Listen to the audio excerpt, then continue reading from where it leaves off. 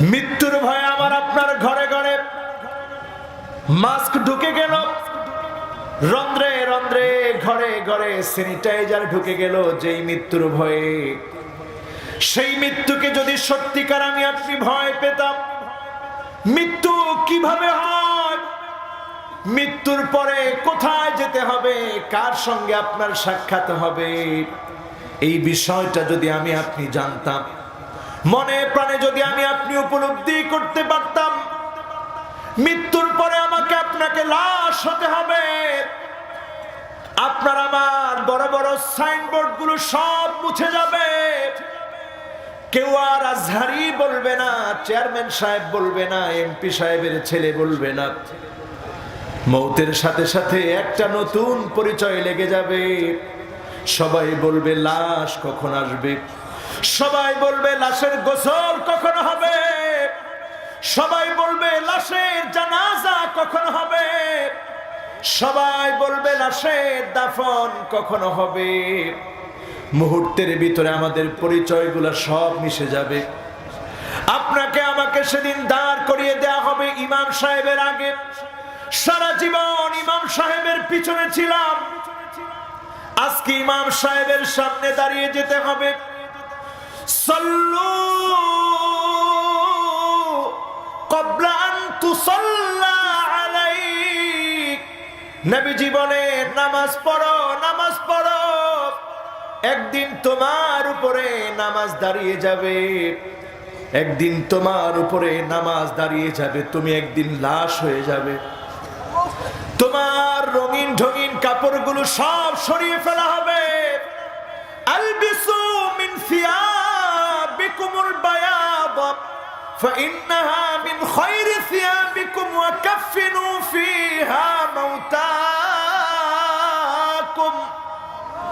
সাদা কাফনের কাপড় তুমি পরে ফেলবে, ইচ্ছা না থাকলেও তোমাকে পরায়া দেওয়া হবে। ইমাম সাহেবের সামনে তোমাকে রাখা হবে। তোমার জানাজায় মানুষ যাবে, জানাজার মধ্যে যারা অংশগ্রহণ করবে, জানাজার মধ্যে যারা অংশগ্রহণ করবে, ফালাহু কিরাত, উহুদ পাহাড় সমান সওয়াব আল্লাহ দান করে দিবে। তোমার চিহ্ন নিশ্চিহ্ন হয়ে যাবে। কবর যখন তোমাকে দিয়ে আসা হবে, কবরের ভিতরে যখন শোয়া দেওয়া হবে, তোমাকে যখন শুইয়ে দিয়ে তোমার আত্মীয় স্বজন চলে আসবে, হাত্তা ইয়াসমা সিমাআনি আলাই, জুতার আওয়াজগুলা ব্যক্তি শুনবে, কিন্তু কাউকে আটকায় রাখতে পারবে না। তুমি একা কবরে চলে গেলা, কবরের অধিবাসী হয়ে গেলা, বাসিন্দা হয়ে গেলা। প্রশ্ন শুরু হয়ে যাবে তোমার সম্মুখে। এই প্রশ্নগুলা তুমি যদি না পারো, তোমার মালিককে যদি তুমি না চেনো, তোমার দিন সম্পর্কে যদি তুমি না জানো, তোমার নবীকে যদি তুমি না জানো, ফায়াদরিবুহু দারবাতাম বিল হাদীদ, লোহার হাতুড়ি দিয়ে কানের মধ্যে পিটানো হবে। ফায়াসিহু সাইহাতান, ব্যক্তি এমন ভাবে চিৎকার করবে, তার চিৎকার কুল কায়নাত শুনবে, সৃষ্টি শুনবে, সব সৃষ্টির অনেক সৃষ্টি শুনবে, কিন্তু একমাত্র মানুষ শুনতে পারে না। ইল্লা সাকালাইন, দুইটা সৃষ্টি শুনে না, একটার নাম হলো মানুষ আর আরেকটার নাম হলো জিন। মানুষ আর জিন ছাড়া তোমার চিৎকার শুনবে। মানুষ হওয়ার কারণে আমরা শুনি না, জীবন পরিবর্তন করি না। করোনাকালীন সময় আমাদেরকে শিক্ষা দিয়ে যাচ্ছে, ও আল্লাহর গোলামেরা, আল্লাহর দিকে আবার তোমরা ফিরে আসো। মৃত্যুটাকে তোমরা ভয় করো, এই মৃত্যু তোমাদেরকে একদিন পাকড়াও করে নিবে। আজকে লন্ডনের দিকে তাকায় দেখে, যেই লন্ডন আধুনিকতার দিক থেকে আমাদের চাইতে কত কত সেরা, যেই আমেরিকা আমাদের চাইতে আধুনিকতার দিকে কত কত সেরা, প্রতিনিয়ত হাজার হাজার মানুষ প্রতিদিন সেখানে মারা যাচ্ছে। আল্লাহ এখন আমাদেরকে দয়া করেছেন, মায়া করেছেন, এই জন্য প্রশংসা হবে কার? জোরে একটু মহাব্বত নিয়ে আমার মালিককে খুশি করে পড়ি আলহামদুলিল্লাহ।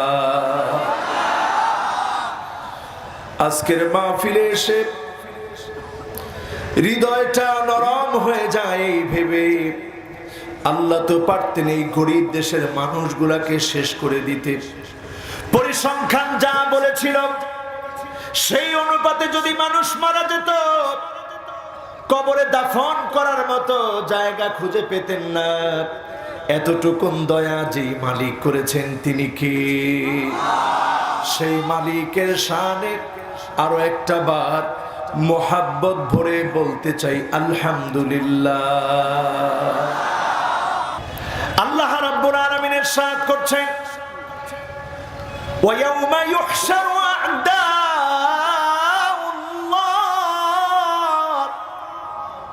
সেদিন আল্লাহর সামনে একত্রিত করা হবে আল্লাহর শত্রুদেরকে। আল্লাহর শত্রুদেরকে একত্রিত করে হাত্তা ইদা মা জাউহা, জাহান্নামে ফেরানোর পূর্বে আল্লাহ যখন তাদেরকে নিয়ে আসবেন, একত্রিত করবেন ফেরেশতারা, তখন তাদের নিজেদের কানগুলা সাক্ষী দিবে, চোখগুলা সাক্ষী দিবে, এমনকি চামড়াগুলা সাক্ষী দিবে। যেই কাজগুলা তারা দুনিয়ায় করেছে সাক্ষী সেদিন প্রদান করবে। লোকটা সেদিন জিজ্ঞাসা করবে, চামড়া আজকে কেন তুমি আমার বিরুদ্ধে সাক্ষী দিচ্ছ? চামড়া সেদিন বলবে, আল্লাহ আজকে জবান খুলে দিয়েছে, এজন্য সাক্ষী দিচ্ছি। সেদিন সকল মিথ্যাচারগুলা সেদিন আল্লাহর সামনে উঠে দাঁড়াবে, সকল মিথ্যাগুলা সেদিন উদ্ভাসিত হবে, প্রকাশিত হয়ে যাবে। আল্লাহর সামনে আমাদের দণ্ডায়মান হতে হবে, আল্লাহর সামনে হিসাব দিতে হবে।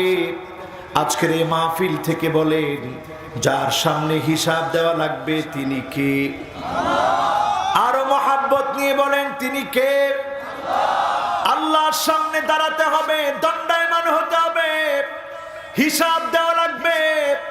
সেদিন আল্লাহ শত্রুদেরকে দলে দলে জাহান্নামে ফেলে দেওয়া হবে। আজকের মাহফিল থেকে বলার চেষ্টা করব, আল্লাহর শত্রু কারা? কারা আল্লাহর শত্রু হবে? কাদেরকে সেদিন জাহান্নামের সামনে দাঁড় করায় দেওয়া হবে? কাদেরকে সেদিন জবাব দিয়ে তার সামনে দাঁড় করানো হবে? আজকের মাহফিল থেকে আলোচনা করার চেষ্টা করব, পড়েন ইনশাআল্লাহ। কষ্ট হচ্ছে আপনাদের? আমার মনে হচ্ছে একটু কষ্ট হয়ে যাচ্ছে মনে হয়।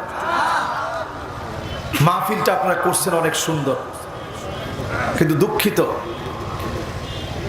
আমার এই মাহফিলে এই বছর প্রথম আসা হয়েছে, আমি আগে কখনো আসিনি। তবে এই মাহফিলে এসে আমার যেটা অভিজ্ঞতা হয়েছে, আপনাদের এই মাহফিলটা দিনের বেলায় প্রসিদ্ধ বেশি। এটাকে রাত্রিকালীন সময় পর্যন্ত টেনে নেয়া, দিন থেকে রাত, এটা মানুষের জন্য একটু কষ্ট হয়ে যায়, ঠিক কিনা? হ্যাঁ, এই তো দেখেন মানুষ আমার পক্ষে। আলহামদুলিল্লাহ, মাহফিলে আমার বয়স কম হতে পারে, মাহফিলও করি অল্প দিন ধরে, কিন্তু গোটা বাংলাদেশ আমার ঘোরা হয়েছে বিধায় আমার এতটুকুন অভিজ্ঞতা আছে মাহফিলের ব্যাপারে। যেই মাহফিলটা দিনে চলে ওইটা দিনেই চালানো দরকার। এটাকে টেনে যদি রাত্রিকালীন সময় নেওয়া হয় তাহলে আরো কিছু নিয়মতান্ত্রিকতা দরকার আছে। এই নিয়মতান্ত্রিকতার অভাবে মাহফিলে আমি কিছু শূন্যতা অনুভব করছি, যেই শূন্যতাগুলো আমাকে পুরো মাহফিল জুড়ে একটু কষ্ট দিবে, এটা স্বাভাবিক। এজন্য মেহেরবানি করে ডানে বামে কেউ আমার কষ্ট দিবেন না, কোনো কথা বলে ডানে বাম থেকে কেউ কষ্ট দিবেন না। আমি কিন্তু এই মাহফিলে উঠার আগে আমাকে সময়ও দেওয়া হয় না, আসছি আর সাথে সাথে বলছে হুজুর এখনই উঠতে হবে, 1 মিনিটও দেরি নেই। আমি কোনো রকম শুধু উজুটা করছি আর মাহফিলে চলে এসেছি। কাজী আপনারা যারা বসছেন আজকে, মেহেরবানি করে আমরা বেশিক্ষণ না, আমরা ইনশাআল্লাহ 1টা ঘন্টা মাহফিল শুনতে আমরা কি রাজি? যদি রাজি থাকেন ইনশাআল্লাহ আমি 1টা ঘন্টা এই মাহফিলে কোনো অপ্রাসঙ্গিক কথা না বলে সরাসরি তাফসীর করতে চাই। পড়েন ইনশাআল্লাহ। 1 নম্বরে আল্লাহ রাব্বুল আলামিন যাদেরকে মাফ করবেন না, এক নম্বরে যারা সেদিন জাহান্নামের দিকে যাবে দলে দলে, এক নাম্বার হলো মুশরিক। মুশরিককে আল্লাহ ক্ষমা করে দিবেন না, মাফ করবেন না। মুশরিক এখন সমাজের রন্ধ্রে রন্ধ্রে কিভাবে আছে চিন্তা করে। এইভাবে আছে আপনি মুসলমান হয়ে, আপনিও যদি মূর্তি দেখার জন্য যান, মূর্তির কাছে গিয়ে যদি কিছু চান, আপনি এটা স্পষ্ট বুঝে নেবেন ইমানের কোনো মূল্য আপনার কাছে নাই, আপনিও মুশরিক। ঠিক না বেঠিক? আপনি যদি মনে করেন জনগণ ক্ষমতার মালিক, জনগণ ক্ষমতার মালিক না, ক্ষমতার মালিক আমার আল্লাহ। জনগণকে যদি আপনি ক্ষমতার মালিক মনে করেন, আপনি শিরক করছেন, তাওবা করতে হবে, নচেত যিনি মাফ করবেন না তিনি কে? গণকের কাছে গিয়ে যদি আপনি হাত দেখান, ভাগ্য পরিবর্তন যদি আপনি বিশ্বাস করেন, শনির চাপে আপনার ক্ষতি হচ্ছে, এইটা যদি শনির দোষে আপনার কোনো ক্ষতি হচ্ছে, এইটা যদি আপনি বিশ্বাস করেন, আপনি শিরক করলেন। আপনাকে সেদিন জাহান্নামের আগুনে যিনি আপনাকে ঠেলে ঠেলে ফেলে দিবেন, আল্লাহর ওয়ার্ডারে ফেরেশতারা সেদিন আপনাকে ফেলে দিবেন। ঠিক না বেঠিক?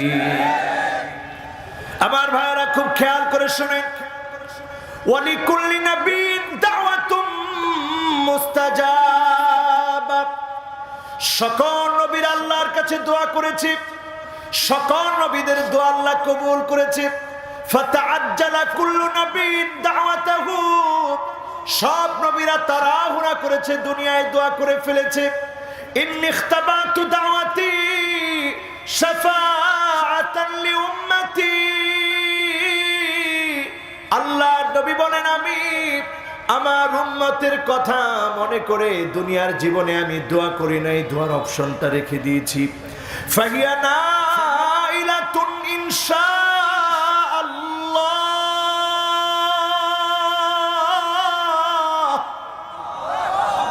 সেদিন আমার গুনাহগার উম্মতগুলো দোয়ার ফলাফল পেয়ে যাবে। আল্লাহর কাছে যখন আমি নবী ফরিয়াদ করব, যখন আমি নবী দোয়া করব, আল্লাহর মায়া লেগে যাবে, দয়া লেগে যাবে, আমি নবীর ফরিয়াদ কবুল করবে। উম্মত গুলা সেদিন দলে দলে জান্নাতি হবে। তবে কোন উম্মত সেদিন দলে দলে জান্নাতি হবে? ওই উম্মত গুলো, যে উম্মত গুলা ঈমান এনেছিল, লা ইউমিনু, আল্লাহর উপর ঈমান আনার পরে, লা ইউশরিকু বিল্লাহি আহাদা, আল্লাহর সঙ্গে কাউকে শরীক করে নাই। ওই গোলামগুলো সেদিন আমার শাফাত পেয়ে আমি নবীর উম্মত হয়ে আল্লাহর জান্নাতে চলে যাবে।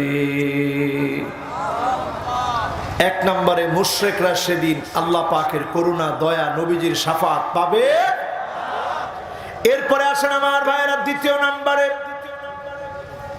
মেহেরবানি করে কথা বলা যাবে না ভাইজান, কারণ মাহফিলে কথা হলে আমার কানের মধ্যে চলে আসে। আমি আগেই বলেছি, আজকের মাহফিলের সামনের পরিবেশটা, এটার মধ্যে একটা শূন্যতা আছে, এটা আমি দ্বিতীয়বার আর বলতে চাই না। মেহেরবানি করে এই শূন্যতাটাকে পূর্ণ করতে হবে ইখলাস দিয়ে। আর বক্তার ইখলাস কি করে আসবে? যদি শ্রোতা কথা বলে, তাহলে তো বক্তা মনে করবে আমি ব্যর্থ কথাগুলো বোঝাতে পারিনি। ঠিক আছে? আমাদের দেশে মাহফিলগুলো কি হয়েছে এখন জানেন? মাহফিলগুলো এখন এমন হয়েছে, মাহফিলগুলোর মধ্যে উঠে কে কত বেশি বানোয়াট কিচ্ছা বলতে পারে, কে কত বেশি নিজের সৌন্দর্য আর আমিত্ব প্রকাশ করতে পারে, এটা এখন মাহফিলের কাজ হয়ে গেছে। ঠিক না ঠিক? আমি বলতে বলতে বক্তার বক্তব্য শেষ। এজন্য মেহেরবানি করে আমি চাই আজকের এই মাহফিল থেকে আমরা যেন কিছু নিয়ে যেতে পারি, আল্লাহ যেন কবুল করে। পড়ে না আমিন। আমার ভাইয়েরা, সেই দিনের কথা একটু চিন্তা করেন, এই করোনা দিয়ে একটু শিক্ষা গ্রহণ করেন। ইয়াউমা ইয়াফিরুল মারউ মিন আখিহি ওয়া উম্মিহি ওয়া বাওয়াবিহি ওয়া সাহিবাতিহি ওয়া বানিহি। এই করোনা আসার পরে যখন এই আয়াতটা আমরা চোখের সামনে রেখেছি, আমাদের কাছে মনে হয়েছে আফসোস, এখন ভাই আর ভাইয়ের কোনো কাজে লাগে না, কথা ঠিক না বেঠিক? মা, যেই মা সন্তানের জন্য এত আপন, সন্তান না খেলে যে মা কাঁদে, সন্তান না খাওয়ালেও যেই মা কাঁদে, সেই মা জননীকে পর্যন্ত সন্তান ফেলে রেখে চলে এসেছে, হসপিটালে বাবাকে রেখে চলে এসেছে, ডেথ সার্টিফিকেট নিয়ে চলে এসেছে, পেনশন উঠায় খাবে, বাবার লাশের ভিতরে সন্তান হাত দেয় না, সন্তানের লাশের ভিতরে বাবা হাত দেয় না। করোনাকালীন সময়ে মহা সত্য আমরা দেখেছি, দুনিয়ার জীবনে প্রমাণিত হয়ে গেছে, কেউ কারো জন্য কাজে আসে না, একমাত্র যিনি আমাদের সবচাইতে বেশি আপন তিনি কে? ইয়াউমা লা ইয়ানফাউ মালু ওয়ালা বানুন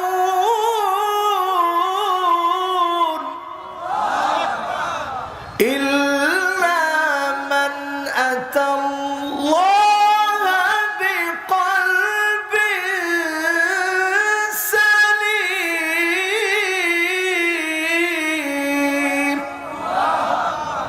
কেউ আপনার কোনো কাজে আসবে না, সন্তান আপনার কাজে আসবে না, সম্পদ আপনার কাজে আসবে না, আপনার আত্মীয় স্বজন আপনার কাজে আসবে না। আপনি যদি সেদিন আল্লাহর সামনে বলতে পারেন, আল্লাহ আমি ঈমান নিয়ে এসেছি, আমি শিরিক করি নাই, অন্যায় করি নাই, জাহান্নামে যাওয়ার কাজগুলা করি নাই, আল্লাহ আপনার জন্য, দ্বীনের জন্য দুনিয়ার জীবনে কাজ করেছিলাম, সংগ্রাম করেছিলাম, আপনার অল্প কাজগুলাকে কবুল করে যিনি আপনাকে জান্নাতের নেয়ামত দান করে দিবেন তিনি কে? সেই দিনের কথা চিন্তা করেন আমার ভাইরা, যেদিন আপনার চামড়া আপনার বিরুদ্ধে দাঁড়ায় বলবে, আল্লাহ এই লোকটা এমন নাফরমান, এত অন্যায় করেছে, সেদিন আপনার কাঁধের উপরে আল্লাহ একটা পতাকা লাগায় দিবে, ওয়ানুসিবা লাহু লিওয়াউন ইয়াউমাল কিয়ামাহ, কিয়ামতের দিনে একটা ব্যানার আল্লাহ লাগিয়ে দিবে, আল্লাহ লাগিয়ে দিয়ে বলবে, এই লোকটা মুশরিক ছিল, এই লোকটা কাফের ছিল, এই লোকটা মুনাফিক ছিল, এই লোকটা গাদ্দার ছিল, জনগণের টাকা মেরে খেয়েছে। যখন আল্লাহ আপনার পরিচয় ফাঁস করে দিবে, সেদিন চেহারা দেখাতে পারবেন না, ঠিক না বেঠিক? আজকের এই মাহফিল থেকে ওয়াদা করতে চাই, যে কাজগুলোতে আল্লাহ বেজার ওই কাজগুলো আমরা করব না, পড়েন ইনশাআল্লাহ। আমরা এখন 2 নম্বরে যে বিষয়টি বলতে চাই সেটা হচ্ছে আল মুতাকাব্বিরুন। সমাজের ভিতরে দেখবেন কিছু লোক অহংকার করে, এমন অহংকার করে, হুয়াল মুজিবু বিনাফসিহি বিমালিহি ওয়া হাসাবিহি ওয়া মালিহি ওয়া ওয়ালাদিহি, তার বংশ নিয়ে অহংকার করে, তার পদমর্যাদা নিয়ে অহংকার করে, নিজে নিজের সঙ্গে অহংকার করে, মানুষের সঙ্গে অহংকার দেখায়। এই অহংকারীগুলোকে আল্লাহ দেখতে পারে না, পছন্দ করে না, এমন অহংকারীরা আছে না নাই? আছে, অহংকার করে। আল মুআজাব বিনাফসিহি, নিজেই মাঝে মাঝে আশ্চর্য হয়ে যায়, এত টাকা আল্লাহ আমারে দিছে। আবার মাঝে মাঝে বলতে গিয়েও বলে যে তোদের কি আছে, আমার সব আছে, এত টাকা আল্লাহ দিছে আমারে, গুণা শেষ করতে পারি না। কিন্তু দুঃখ, ওই টাকা থেকে কাউকে দান করে না, আছে না? এই লোকগুলোর দৃষ্টান্ত কারুনের মতো। কার মতো? কারুনের সম্পদ ছিল অনেক। আমার এই ছোট্ট জীবনে, ক্ষুদ্র জীবনে আমি দেখে অবাক হয়েছি।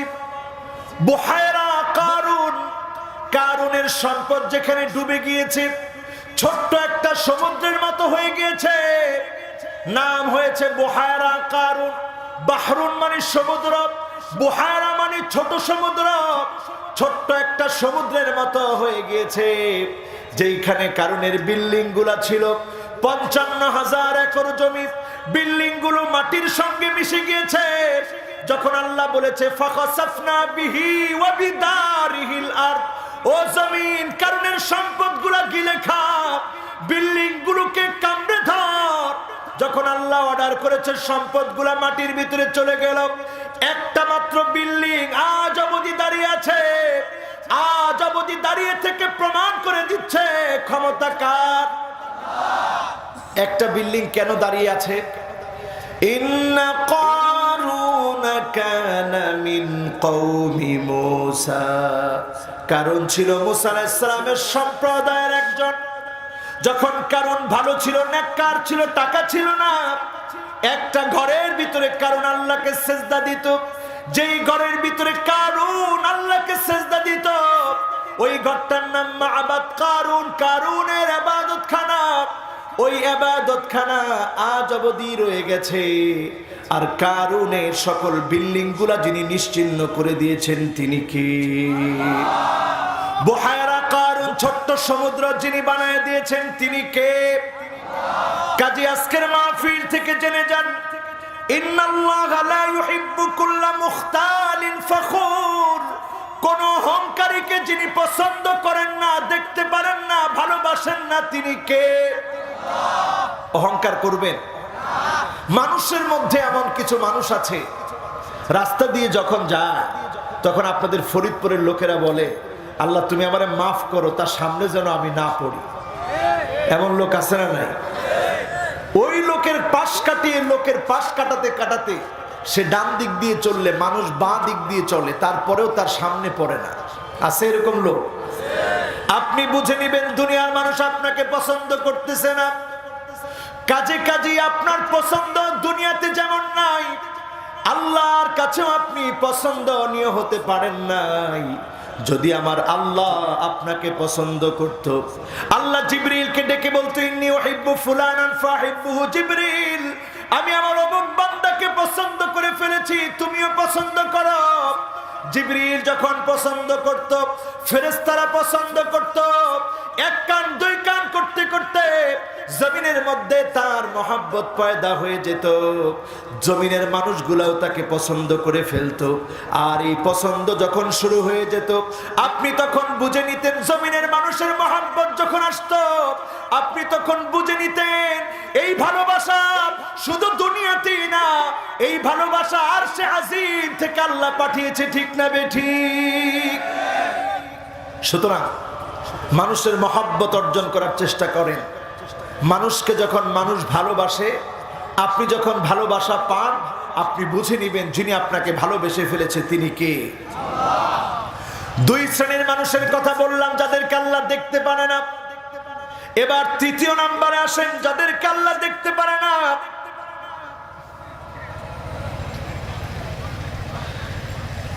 আচ্ছা, আমাদের সম্মানিত প্রধান অতিথি সাহেব তিনি চলে যাবেন। এখন মাহফিলের চলমান অবস্থা, এই সময় যদি উনাকে ছেড়ে দিই, আমি মনে হয় না এরপর আর কথা বলতে পারবো। এখন আমি প্রধান অতিথি সাহেবের কাছ থেকে বিনয়ের সাথে জানতে চাই, তিনি যদি আধা ঘন্টা থাকেন, আমি আধা ঘন্টা মাহফিল করব। আপনি শেষ করার পর ফোন তো আমি থাকবো। আচ্ছা, আলহামদুলিল্লাহ। আলহামদুলিল্লাহ বলেন। আলহামদুলিল্লাহ, তাহলে তো হয়েছে আলহামদুলিল্লাহ। কারণ এখন যদি আমি আমার ভাইটাকে ছেড়ে দিই, এখন আমি যে স্টাইলে আলোচনাটা করতেছি এটা কিন্তু উঠানো যাবে না। এটা আমার প্রধান অতিথি সাহেব তিনি বুঝেছেন, আল্লাহ যেন ওনাকে এই জন্য আল্লাহর আদালতে যেন জাযায়ে খায়ের দান করে। পড়েন আমিন। এটা তিনি বিনয়ের পরিচয় দিয়েছেন, নম্রতার পরিচয় দিয়েছেন, বংশীয় পরিচয় দিয়েছেন। আলহামদুলিল্লাহ বলে। আমরা বিভিন্ন মাহফিলে দেখি, মাহফিলে উঠে অনেকে বাধা দেয়। তিনি তো বাধা দেনই নাই, বরং তিনি এই মাহফিলে অত্যন্ত ভদ্রতার সাথে বললেন যে শেষ পর্যন্ত তিনি থাকবেন। আল্লাহ যেন ওনারে কবুল করে। পড়েন আমিন। আচ্ছা, আমরা এবার কয় নাম্বারে যাব? কয় নাম্বার? মাশাআল্লাহ, সবাই বলেন কয় নাম্বার? 3 নাম্বার। মাশাআল্লাহ, এই তো মনোযোগ আছে। কয় নাম্বার? 3 নাম্বারে আমরা যাদের কথা বলবো তারা হচ্ছে জালিমুন। যে মানুষের উপরে অন্যায় করবে, অবিচার করবে, সাবধান হয়ে যান। আপনি মনে করেন আপনি অন্যায় করেছেন, জুলুম করেছেন, আপনি মনে করতেছেন আপনি বেঁচে যাবেন। না না, আল্লাহ আপনাকে ছেড়ে দিবে না। ফেরাউন যখন অন্যায় করেছিল, ফেরাউন মনে করেছিল আজকে নবী মূসা আলাইহিস সালামকে চূড়ান্তভাবে শেষ করে দিব। নমরুদ ফেরাউন যখন চূড়ান্তভাবে শেষ করে দেওয়ার জন্য সিদ্ধান্ত নিয়েছে, নবী ইব্রাহিম আলাইহিস সালামকে নমরুদের হাত থেকে যিনি রক্ষা করেছেন তিনি কে? আবার নবী মুসা আলাইহিস সালাতু ওয়াস সালামকে যখন শেষ করে দেওয়ার সিদ্ধান্ত নিয়েছে, একেবারে লোহিত সাগরের সামনে নিয়ে গিয়েছে। সেই জায়গাটা আমি নিজের চোখে দেখেছি। সেখানে গেলে আজ অবধি মনে হয়ে যায় আল্লাহ রাব্বুল আলামিন কি করে নিদর্শন করে রাখেন। আজ অবধি আল্লাহ রাব্বুল আলামিন লোহিত সাগর রেখেছেন। আবার ফেরাউনকে আল্লাহ লাশ বানায় শুটকি বানিয়ে রেখেছেন। সেখান থেকে শিক্ষা নিতে হবে, যিনি নিদর্শন করে রাখেন তিনি কে? জালেম যখন জুলুম করে, জালেম তখন চিন্তা করে না এর শাস্তি কেমন হবে। একদিন আমার সঙ্গে একজন ড্রাইভারের দেখা হলো। ড্রাইভার আমাকে দেখি আলেম বলে গাড়িতে ওঠার পরে ড্রাইভারটা কাঁদতেছে। আমি অবাক হয়ে গেলাম ড্রাইভারের কান্না দেখে। উবারের মধ্যে আমি উঠেছি, ড্রাইভারের কান্না দেখে অবাক হয়ে গেলাম। ড্রাইভার আমাকে দেখে চিনার পরে আমাকে বলতেছে, হুজুর আমার বড় ইচ্ছা ছিল আমিও একদিন মাহফিল করব, আমিও আলেম হব, আমি দিনের দায়ী হব। কিন্তু ছোট্টবেলা একদিন ছোট্ট একটা ঘটনা আজকে আমাকে এখানে নিয়ে এসেছে। আমি বললাম কেমন ঘটনা? সেই ছোট্ট মানুষ যখন আমি ছিলাম, ড্রাইভার বলছে রাগের মাথায় একটা ছেলেকে মাথার মধ্যে হাতুড়ি দিয়ে বাড়ি দিয়ে ফেলেছিলাম। ছোট্টবেলায় যখন মাথার মধ্যে হাতুড়ি দিয়ে বাড়ি দিয়েছি, আমি একবারের জন্য কল্পনা করি নাই এর শাস্তি একদিন হবে। তেমন বুঝি না, কিন্তু হাতুড়ি দিয়ে বাড়ি দিয়ে ফেলেছি। একেবারে কম বুঝি না, প্রতিশোধ নেওয়া বুঝি। প্রতিশোধ নেওয়ার জন্য এই কাজটা আমি করেছি। বাড়ি থেকে বের হয়েছি, মাদ্রাসা থেকে পালিয়ে গিয়েছি। যখন এই কাজটা আমি করেছি, দিন যেতে না যেতে অনেকগুলা বছর পার হয়ে গেছে। এখন আর আমি ছাত্র না, আমি ড্রাইভার। আমি ড্রাইভিং করছি, আমি অসৎ পথে নানা ধরনের অন্যায় করি। আমি ড্রাগ নেই, আমি প্যাথিডিন নেই, আমি হিরোইন খাই, নানা ধরনের অন্যায় করি। একদিন আমার প্রতিপক্ষ আমার মাথার ভিতরে বড় একটা হাতুড়ি দিয়ে যখন বাড়ি মেরেছে, আমার মাথার মধ্যে 18টা সিঁড়ি লেগেছে। সেদিন আমি আস্তে আঘাত করেছিলাম, তেমন কিছুই হয় নাই। ভয়ে আমি মাদ্রাসা ছেড়েছি, ঘর ছেড়েছি। আমার এত বছর পরে মনে পড়ে গিয়েছে, আফসোস আমি একদিন হাতুড়ি দিয়ে বাড়ি দিয়েছিলাম। ওই বাড়ি আজকে আমার মাথার মধ্যে পড়েছে, 18টা সিঁড়ি লেগেছে। আমি আজ অবধি ওই ছেলেটাকে খুঁজি যাকে আমি হাতুড়ি দিয়ে বাড়ি দিয়েছিলাম। যদি আমি তাকে পেতাম, তার হাত ধরে আমি ক্ষমা চাইতাম, তাকে বলতাম আপনি আমাকে ক্ষমা করে দেন। আমি জালেম, আমি জুলুম করেছি। সেই জুলুমের শাস্তি আমি দুনিয়ায় পেয়েছি, আল্লাহর আদালতে যেন পেতে না হয়। এখন আমি দিনের উপরে চলি, দিন মানি, আর আল্লাহর কাছে প্রতিনিয়ত বলি, আল্লাহ দিনের এই পথ থেকে কোনো দিনের জন্য আপনি দূরে সরায় দিন না। আমি ড্রাইভারের কথাগুলো শুনে অবাক হলাম, তার কান্না দেখে অবাক হলাম। চিন্তা করলাম, জালেমরা যদি এই কথা চিন্তা করত, যার উপরে আমি জুলুম করছি, অত্যাচার করছি, আমার জুলুম আমার অত্যাচারের জন্য কত মানুষের প্রাণ চলে যাচ্ছে, কত পরিবার তার বাবাকে হারাচ্ছে, কত সন্তান তার বাবা হারিয়ে ফেলছে, কত স্ত্রী তার স্বামী হারিয়ে ফেলছে, কত মা তার কলিজার টুকরা সন্তান হারিয়ে ফেলছে। আমি যদি চিন্তা করতাম, কোন জালেম জুলুম করতে পারতো না, ঠিক না বেঠিক? মনে রাখবেন, জালেমেরা যারা জুলুম করেন, অত্যাচার করেন, খুব খেয়াল করে মনে রাখবেন, আল্লাহ নবী সেদিন শাফাত করবেন। মালিল যালিমিনা মিন হামিম ওয়ালা শাফি'।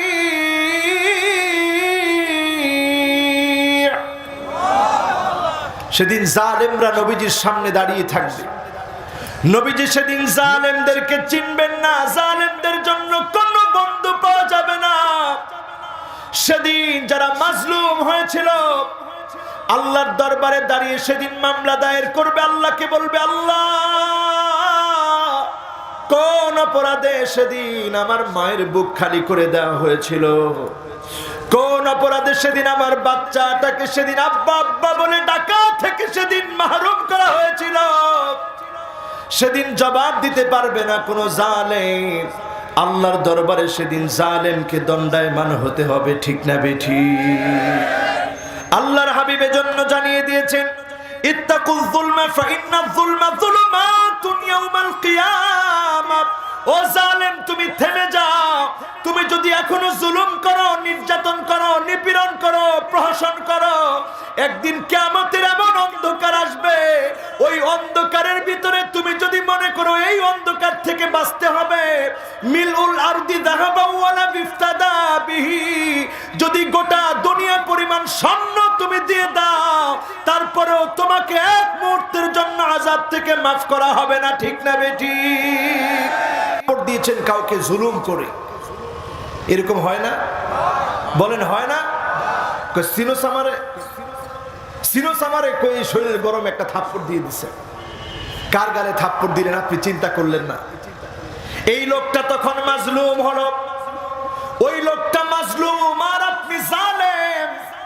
আপনি যখন তাকে থাপ্পড় মারলেন, এই লোকটা যখন রাত গভীর আল্লাহকে বলবে, আল্লাহ আমি তো আপনার সামান্য গোলাম, আমি অনেক অপরাধী, আমি অনেক বড় পাপী, কিন্তু যে আমার উপরে জুলুম করেছে তার কিডনিটা তুমি নষ্ট করে দিও আল্লাহ, তুমি তারে করোনা দিও, তারে তুমি ক্যান্সার দিও আল্লাহ, তার সন্তানটাকে অমানুষ বানায় দিও। এই বদদোয়াগুলা যখন না বুঝে লোকটা করে ফেললো, একটাও যদি কবুল হয়, আপনার রেহাই আসেনি? জোরে বলেন, আপনার রেহাই আসেনি? খবরদার, জুলুম করার সময় চিন্তা করবেন, একটা থাপ্পড় যদি অন্যায় ভাবে আপনি কাউকে মেরে থাকেন, হাত ধরে বলেন, ভাই তুমি আমারে মাফ করে দাও, না বুঝে তোমার উপরে জুলুম করে ফেলেছি, অন্যায় করে ফেলেছি। আমার নবী জীবনে কোনোদিন কারো উপরে জুলুম করেন নাই, জীবনে কাউকে কষ্ট দিয়ে কথা বলেন নাই, জীবনে কারো গায়ে রাসূলুল্লাহ সাল্লাল্লাহু আলাইহি ওয়াসাল্লাম আঘাতের হাত উঠান নাই। ইন্তেকালের আগে আল্লাহর নবী বলেছেন, ও সাহাবীরা, ফালইয়াক্তাস মিন্নী ক্বাবলাল কিসাস ইয়াউমাল কিয়ামাহ।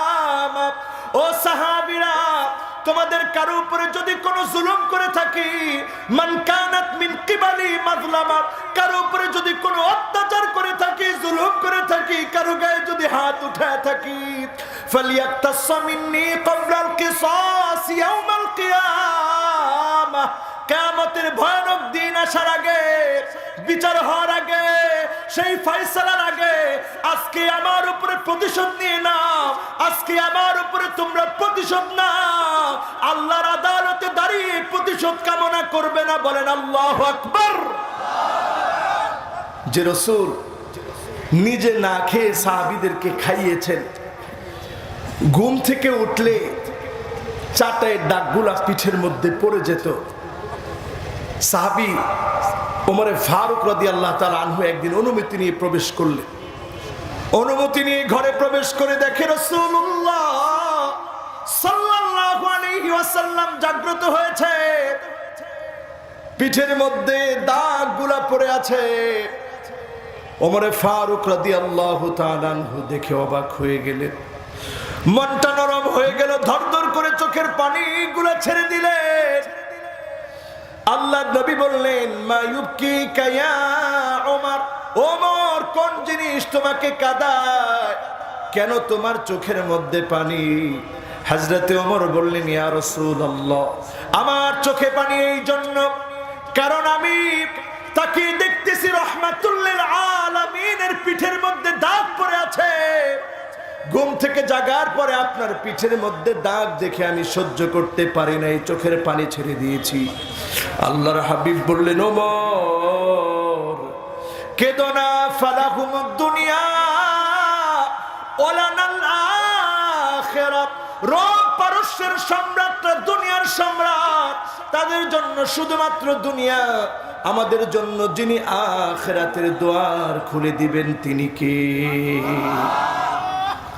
যারা আজকের মাহফিলে আসছেন, আখিরাতের দুয়ার খুলতে চান, জুলুম করবেন না, পড়েন ইনশাআল্লাহ। জুলুম করবেন না, পড়েন ইনশাআল্লাহ। আমার ভাইয়েরা কয় নাম্বার চলছে?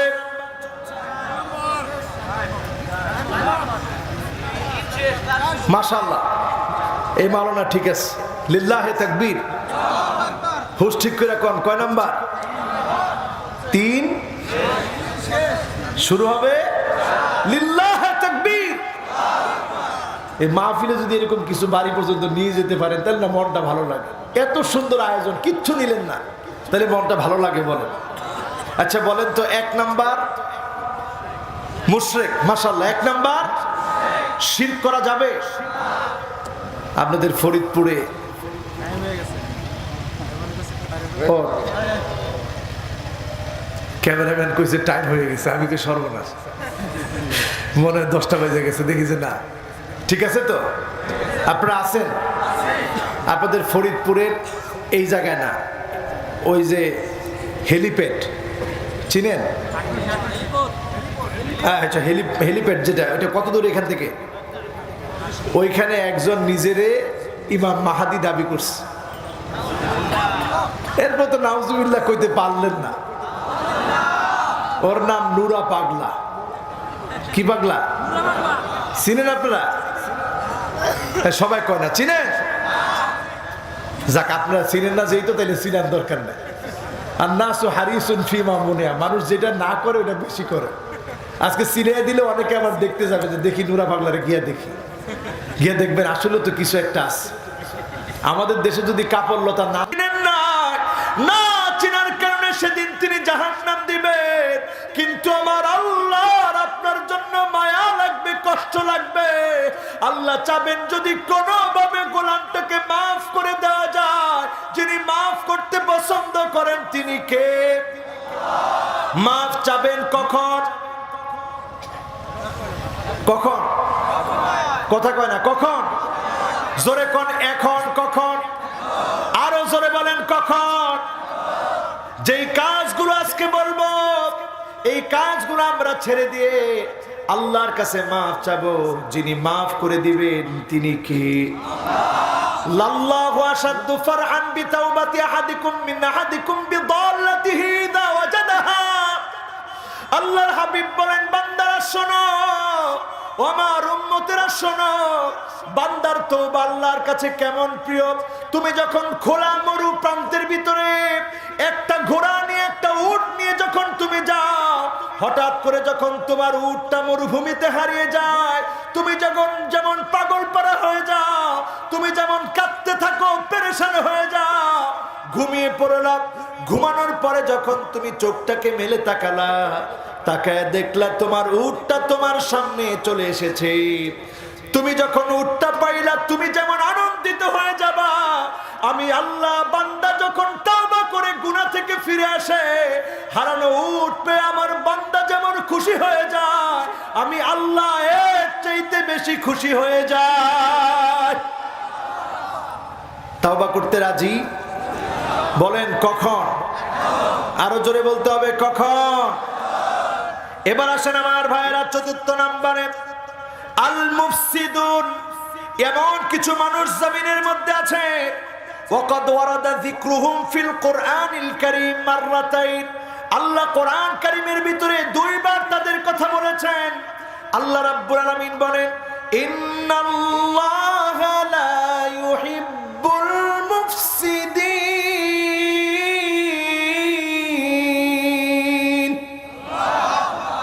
আল্লাহ কোন ফাসাদ সৃষ্টিকারীকে পছন্দ করে?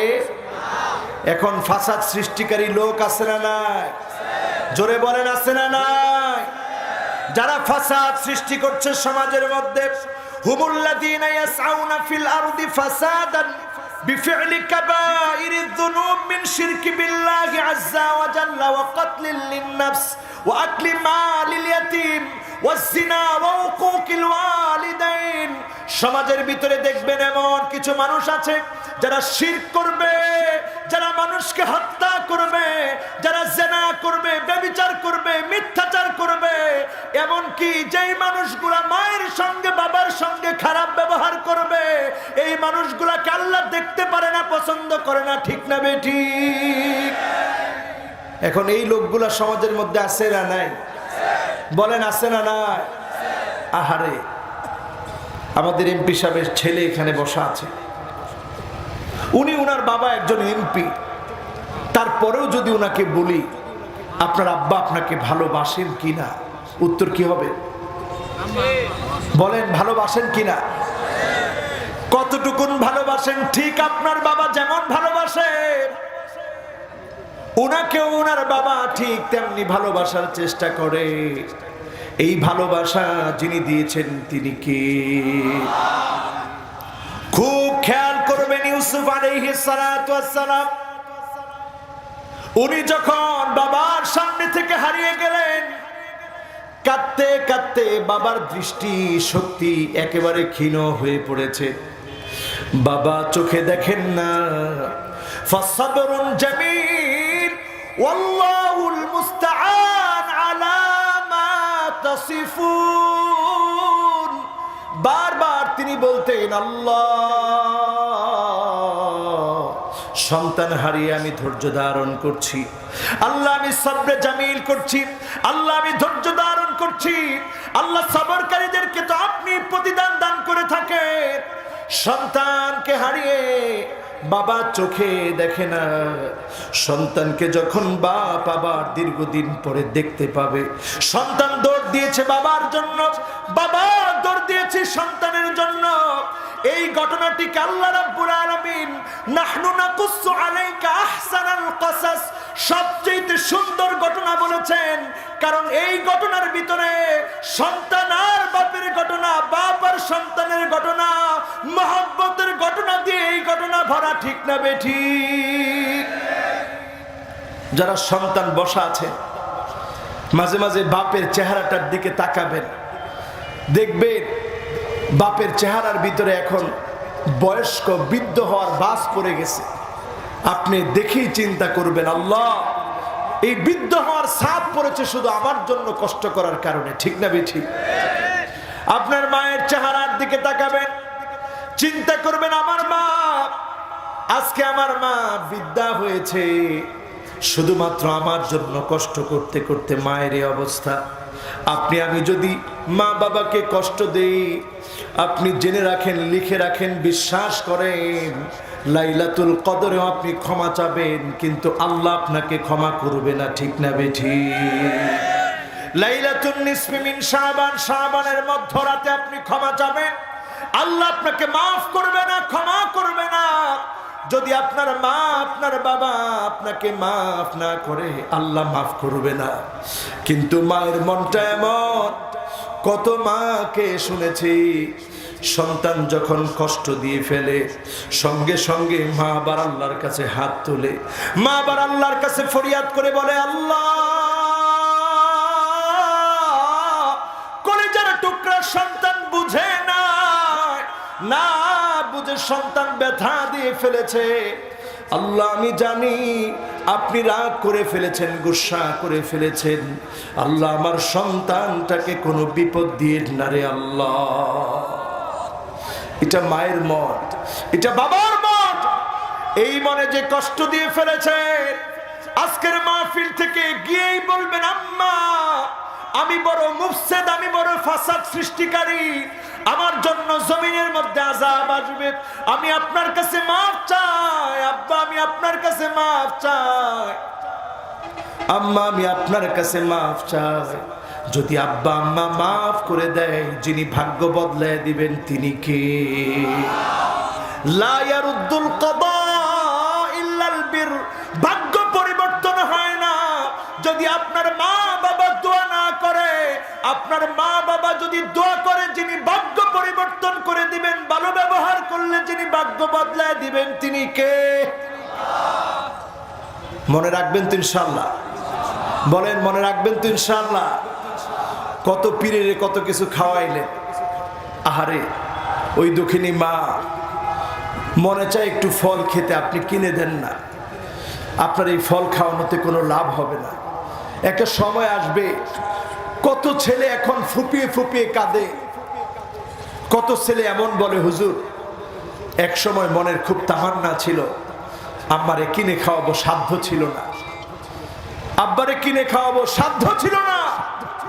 আজকে টাকা পয়সা সব আছে, কিন্তু আব্বা নাই। খেতে গেলেই এখন মনে পড়ে, আরে আব্বা খেতে চেয়েছিল, খাওয়াতে পারি না। ঠিক না বেঠিক? সুতরাং আজকের এখান থেকে সিদ্ধান্ত নেন আমার ভাইয়েরা, যারা মা বাবার সঙ্গে খারাপ আচরণ করে ফেলেছেন, অন্যায় আচরণ করে ফেলেছেন, মাফ চাবেন। মা বাবা মাফ করে দিলে যিনি মাফ করে দিবেন তিনি কে? কত নাম্বার বলেন? কত নাম্বার? মাশাআল্লাহ, কত নাম্বার? এবার আসুন 5 নাম্বার। কয় নাম্বার?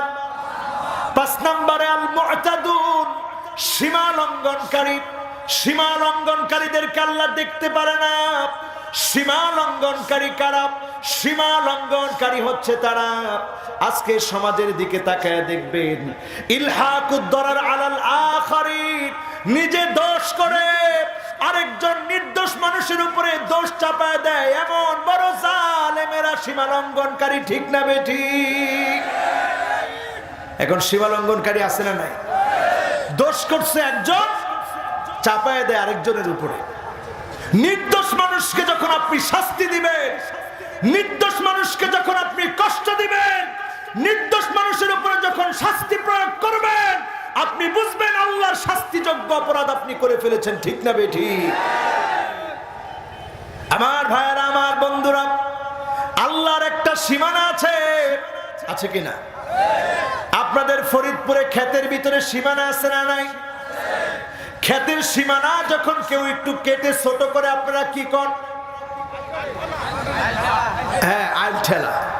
কোন এলাকায় কয় আইল, কোন এলাকায় কয় লাইল। আইল অথবা লাইল ঠেললে আপনারা ছাড়েননি, কি লয়ে বেরোন? হ্যাঁ, কি লয়ে বেরোন? একজনে কইছে রামদা, নাউজুবিল্লাহ মিন যালিক, আস্তাগফিরুল্লাহ আল-আযীম, এগুলা কইেন না। কি লয়ে বেরোন? কই যা আছে তা লয়ে বেরোন, যার যা আছে আর কি। গিয়ে পরে কি কন? কিরে তুই আমার আইল ঠেলছিস কে? ঠিক কিনা? আপনি আপনার আইল ঠেললে যেমন আপনি অপছন্দ করেন, আল্লাহর সীমানা যদি আপনি অতিক্রম করেন, আল্লাহর সীমানা হচ্ছে হারাম কাজে যাবেন না। এক একটা যখন হারাম কাজ করেন, আল্লাহর সীমানার মধ্যে আপনি আঘাত করছেন। দেখেন আল্লাহর ধৈর্য কত বেশি। আল্লাহ যদি আমাদের মতো হতো, একটা মুহূর্ত বাঁচার অধিকার আমাদের থাকতো না। ঠিক না বেঠিক? এখন সমাজের ভিতরে মাহারিমুহু, আল্লাহর সীমানা হচ্ছে হারাম কাজ আপনি করবেন না। যখনই করবেন, আল্লাহর সীমানার মধ্যে গিয়ে আপনি ধাক্কাধাক্কি করতেছেন। যদি আল্লাহ আমাদেরকে ধরেন, বাঁচার উপায় আছে? আজকের পৃথিবীর দিকে তাকায় দেখেন, 17 লাখের উপরে মানুষ এখন দুনিয়া থেকে বিদায় নিয়েছে। 7.5 কোটির উপরে মানুষ আক্রান্ত। 70 গুণ শক্তি নিয়ে করোনা আবার আক্রমণ করছে। লন্ডনের মানুষগুলো থরথর করে কাঁপছে। গতকালকেও আমার একটা প্রোগ্রাম ছিল, লাইভ প্রোগ্রাম। লন্ডনের ভাইদের সঙ্গে কথা বলেছি, তারা সেখানে বয়টটস্থ হয়ে আছে। আমেরিকাতে ভাইগুলা বয়টটস্থ হয়ে আছে। নতুন করে প্রতিদিন হাজার হাজার মানুষ মারা যাচ্ছে। চিন্তা করে, এই করোনা যদি আবার আমাদেরকে ধরে, মুসলমান চিন্তা করে দেখেন, মসজিদে আমরা যেতে পারি নাই, সালাতুত তারাবির সময় উপস্থিত হতে পারি নাই, সালাতুল জুমাতে আমার সামনে মাত্র 6 জন মুসল্লি। আমি নামাজ পড়িয়েছি যেই মসজিদে হাজার হাজার মুসল্লি হয়, ওই মসজিদে 6 জন মুসল্লি নিয়ে আমি নামাজ পড়িয়েছি। কলিজা ফেটে গিয়েছে। আল্লাহকে ডেকে বলেছিলাম তখন, আল্লাহ, এই আযাব দেখার আগে আমরা দুনিয়া থেকে চলে গেলে তো ভালো হতো। এমন আযাব আমরা সচক্ষে দেখতেছি। এই আযাব আমাদেরকে বলে দিচ্ছে, ইক্তারাবা লিন-নাসি হিসাবুহুম ওয়া হুম ফি গাফলাতিন মু'রিদুন। এই আযাব আমাদেরকে বলে দিচ্ছে আরো আযাব আসবে। আযাব আসার সময়টা একেবারে ঘনিয়ে এসেছে। ঠিক না বেঠিক? ও মুসলমান, মনটাকে নরম করে দিয়ে চিন্তা করেন, কাশ্মীরে যখন আমার মুসলমান ভাইদেরকে কষ্ট দেওয়া হয়, আমরা মুসলমানরা চেয়ে চেয়ে দেখি, বলার কোনো ভাষা আমাদের থাকে না। ঠিক না বেঠিক? সিরিয়ার দিকে তাকায় দেখেন নতুন করে আবার হামলা হচ্ছে। এই হামলা প্রমাণ করে দিচ্ছে আগামীর পৃথিবীতে অনেক বড় বড় বিপদ পৃথিবীর জন্য অপেক্ষায় আছে। আল্লাহর হাবিব বলেছেন সিরিয়া মায়ের খাবে 12 বছর। 2011 থেকে মায়ের খাচ্ছে, 2021 চলতেছে। কত বছর হলো? কত বছর? আরো জোরে চিল্লা বলে। 10 বছর ধরে সিরিয়া মায়ের খাচ্ছে, আরো 2 বছর সিরিয়া মায়ের খাবে। পৃথিবীর প্রেক্ষাপট চিরেই চেঞ্জ হবে। ওই চেঞ্জ হওয়ার আগে খুব খেয়াল করে আজকে লিখে রাখবেন, ঘরে গিয়ে আপনারা লিখে রাখবেন, মনে রাখবেন, এই চেঞ্জ হওয়ার আগে পৃথিবীর ভিতরে এমন বিস্ময় দেখা দিবে। পৃথিবীর ভিতরে স্বর্ণের খনি উঠবে। ফুরাত থেকে যখন স্বর্ণের খনি উঠবে, এই ছেলেটা অনেক ভালো, বারবার চিন্তা করতেছে হুজুরের কণ্ঠটা যাতে ভালো থাকে, কিন্তু আমি চা খাইতে চাচ্ছি না, কারণ শ্রোতাদের একটা সেকেন্ড নষ্ট হোক, এটা আমি আমার তরফ থেকে চাচ্ছি না। আপনারা আছেন তো? আমার কণ্ঠ এখন যতটুকু আছে চলবে না ইনশাল্লাহ? তাইলে আর বাবা কষ্ট করে চা দেওয়া দরকার নেই। আরে সুবহানাল্লাহ, ফরিদপুরের মানুষের মেহমানদারি চিন্তা করছেন, ওয়াজ বাদ দিয়ে হুজুর বসে চা খায় না। এখন বলেন যে জায়গায় পয়েন্টে গেছিলাম, এখন তো পয়েন্টে ভুলে গেলাম। আচ্ছা বলেন তো দেখি কোন জায়গায় গেছিলাম? হ্যাঁ, ওরে সুবহানাল্লাহ, মাশাআল্লাহ, আল্লাহু আকবার। 2 বছর বাকি আছে, শুনে গিয়ে ঘুমায় থেকে। অনেকে চিন্তা করবেন হুজুর কোন কি, এখন মাত্র মোবাইলে 4G 5G, কয়দিন পরে 6G 7G, এগুলো সব আসতেছে। আপনি এর মধ্যেই চিন্তা করতেছেন হুজুর দুনিয়া শেষ। আসলে দুনিয়া শেষ রসুল বলছেন আজকে থেকে 1450 বছর আগে, এইভাবে দেখায় আনা ওয়াসসাআ, আমি আর কিয়ামত এত কাছ। 2টা আঙ্গুল ফাঁক করেন নাই, 2টা আঙ্গুল মিলিয়ে দিয়েছেন। এই আঙ্গুলের নাম সাব্বাবা, এই আঙ্গুলের নাম উস্তা। এই 2 আঙ্গুল মিলিয়ে দিয়ে রসুল বলেছেন কিয়ামত একেবারে সন্নিকটে। বলতে বলতে 1450 বছর পার হয়ে গেল, কিন্তু আজকের পৃথিবীতে সিরিয়ার মার খাওয়া, নতুন করে আবার সিরিয়াতে হামলা চালানো আমাদেরকে প্রমাণ করে দিচ্ছে মুসলমান আর ঘুমায় থাকার সময় মুসলমানের নাই। ঠিক না বেঠি? কি কাজ করবেন? কি কাজ করবেন আমার ভাইয়েরা? আজকের এখান থেকে কয়েকটা কাজের কথা বলবো, তবে শেষে 2 মিনিটে, কয় মিনিটে? এখন আমরা যেই পয়েন্টে ছিলাম, সিরিয়া যখন মার খাচ্ছে, স্বর্ণের খনি বের হবে। ইয়াক্তাতিলুনা বা'দুহুম বা'দা, ওই স্বর্ণ লুফে নেওয়ার জন্য লড়াই শুরু হয়ে যাবে, মারামারি শুরু হয়ে যাবে। 9 জনে 7 জন মারা যাবে। এই পৃথিবীর মোট জনসংখ্যা যদি 700 কোটি হয়, এই পৃথিবীর মোট জনসংখ্যা যদি 700 কোটি হয়, 9 জনে কয়জন বাঁচবে? 2 জন। জোরে বলেন কয়জন? 700 কোটি থেকে কত বাদ যাবে? 5 যদি বাদ যায়, বাকি থাকে কয় কোটি? ওই 200 কোটি মানুষ, উদাহরণস্বরূপ বলতেছি 900 কোটি, 9 মধ্য থেকে 7 জন মারা যাবে, 2 জন বাকি থাকবে। এমন লড়াই পৃথিবীতে লেগে যাবে স্বর্ণ নিয়ে। আজকের দুনিয়াতে দেখেন হঠাৎ করে স্বর্ণের দাম আবার বাড়া শুরু হয়ে গেছে। ঠিক না বেঠি? কি বুঝতেছেন মিয়া? সারা ওয়ার্ল্ডে এখন স্বর্ণের দাম বাড়ছে, লড়াই লেগে যাবে। সেখান থেকে বাঁচবে তারা যারা ইমাম মাহাদির সৈনিক হবে। সৈনিক কারা হবে? আজকে থেকে যারা প্রস্তুতি নিচ্ছে, আজকে থেকে যারা সূরা কাহাফ পড়বে, আজকে থেকে যারা নিজেকে পরিবর্তন করবে।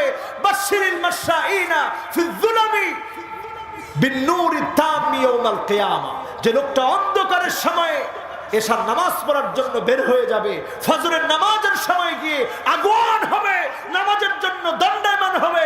বাদাল ইসলামু গরীবান ওয়া সায়াউদু গরীবান তুবা লিল গুরাবা, যেই মানুষটা নিজেকে ব্যতিক্রম চরিত্রের বানাবে, অন্যান্য যুবকদের মতো নিজেকে গঠন করবে না, আল্লাহর জন্য, আল্লাহর দ্বীনের বিজয়ের জন্য যারা বের হয়ে যাবে, তারাই ইমাম মাহদীর সৈনিক হবে। ঠিক না বেঠি? এখন যদি আপনি ইমাম মাহদীকে না পেলেন, মনে করেন পৃথিবী 2050 পর্যন্ত টিকলো, ওইখানেও বর্তমান পৃথিবীর খ্রিস্টানদের পরিসংখ্যান হচ্ছে, পিআরসির জরিপ হচ্ছে 2050 পর্যন্ত যদি পৃথিবীটিকে, এই পৃথিবীতে সবচাইতে বেশি হবে মুসলমান। মুসলমানদেরকে আবার যিনি বিজয় দান করে দিবেন তিনি কে? এজন্য মুসলমান আর ঘুমায় থাকার সুযোগ নাই, নামাজের প্রথম কাতারে থাকবেন তো ইনশাআল্লাহ। যারা যারা থাকবেন জোরে আল্লাহকে ডাক দিয়ে বলেন আল্লাহু আকবার।